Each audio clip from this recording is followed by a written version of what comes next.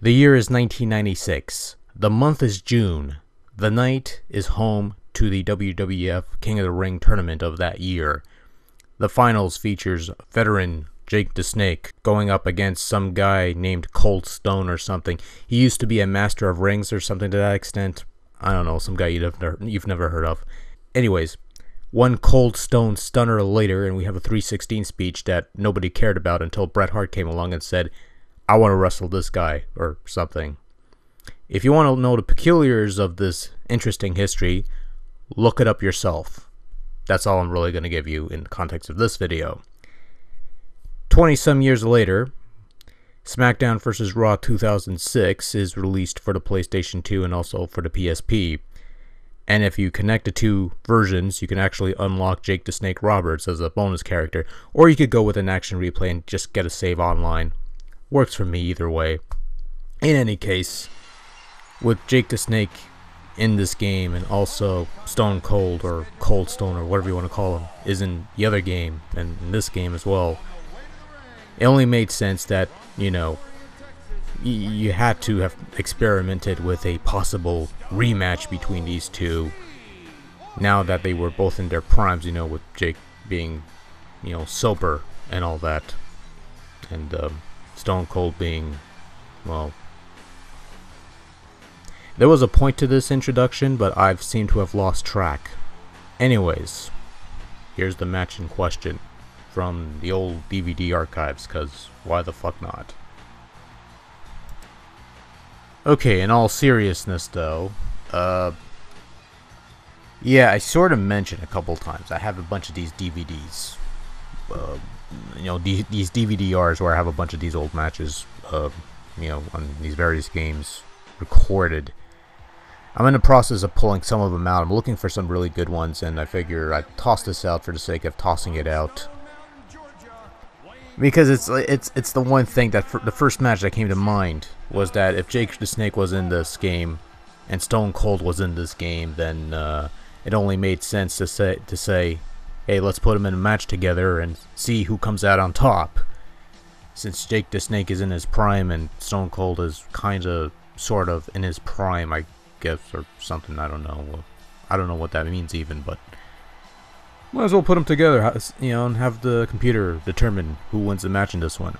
Jake the Snake was in SmackDown vs. Raw 2010, I believe, but the Wii version didn't have Stone Cold. You had to make him yourself, and I have no faith in making my own Stone Cold, so I didn't. You know, because Stone Cold's DLC in that game for some reason. I don't know why. But whatever. Anyways. So here we are. We got the match and stuff. I'm just gonna let the commentary talk, because the commentary in these older games are better than they are in the more recent games, sorry to say. He ain't taking any chances with this submission, Cole. Look at how tight he's got it locked in. I see that, Taz. I wouldn't be surprised if he got his opponent to tap out right here. But you hear the enthusiasm, you know, in the commentary.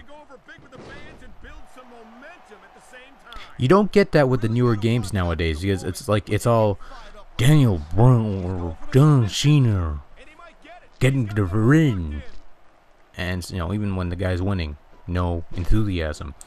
Here it's almost as if you're watching an actual match on TV, you know, an actual real, well, okay, real scripted live show. These are trained WWE professionals. I don't think the fans like that one too much. I'm sure this breaks this guy's heart. It should. These fans are the lifeblood of WWE. Yeah. He doesn't give a damn what they think. And then we traded in fans for Universe, and all enthusiasm went out the window. What a deadly submission hold this is. We might Yeah. see a tap out right here. I didn't know Stone Cold could do that. Then again, there's a lot. I probably shouldn't be saying that. I'm sure some guy will. He did that move in this rematch, and yeah, okay, whatever. I don't care. Anyways, Jake seems to be getting the better of Stone Cold at the moment. That's a nice back and forth match, though. Kind of entertaining. How appropriate that this is at WrestleMania 9. Yeah, I used to put them. If I put these matches together, it's always at the WrestleMania 9 pay-per-view. Not so much because it's an outdoor venue, but because it's a WrestleMania 9. So,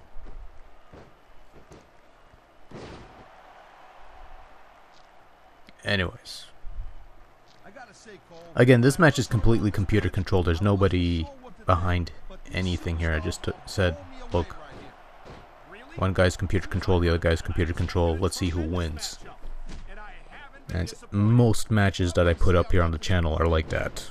So there's no predetermined or anything like that. The only thing that are predetermined are the cutscenes, and even then, that's added after the fact.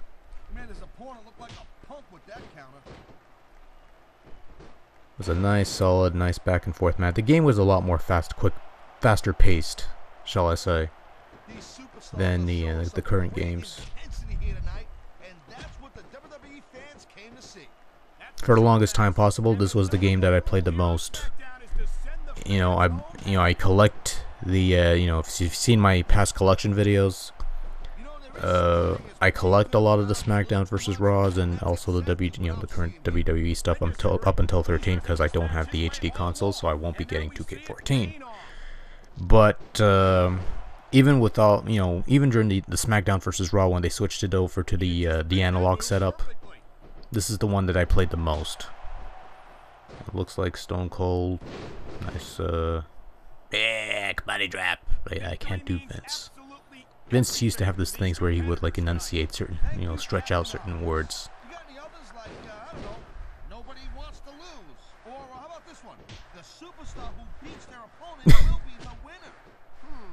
How about Taz should spend more time calling the match and less time cutting down his broadcast partner? I love this commentary though. I don't love it to the point that they had to recycle it a couple of games later, especially when a lot of the commentary, when JBL started doing commentary a couple of years later and they had him do the dubbing, a lot of the lines were recycled. So he was just essentially saying the same lines as before and no enthusiasm in that commentary. Commentary in a lot of these games are kind of hard to do, because you have to worry about having enough so it doesn't sound repetitive, and you have to try and get a good performance. The problem with a lot of the recent games is that commentary is kind of weak sauce. Like the WWE 13 commentary especially, I thought was weak. During the Attitude Era mode, where you had Jim Ross, but you could have swapped him out with Michael Cole. It wouldn't have made much of a difference. But I'm taking away from this great match, which means I'm going to be a top-notch WWE commentary edition or something, because I stray from the topic at hand or the match at hand. Anyways, I don't want to do commentary. There you go, stunner. And ooh, I love this bit. I love that bit. When you're doing the finisher and it goes in a slow-mo. And it's pretty much over. There you go. Stone Cold wins the match, I guess. And nobody cared.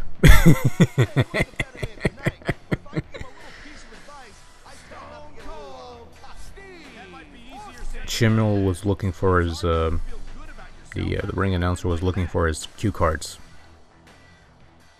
Yeah, that was a fun little match to revisit, I guess.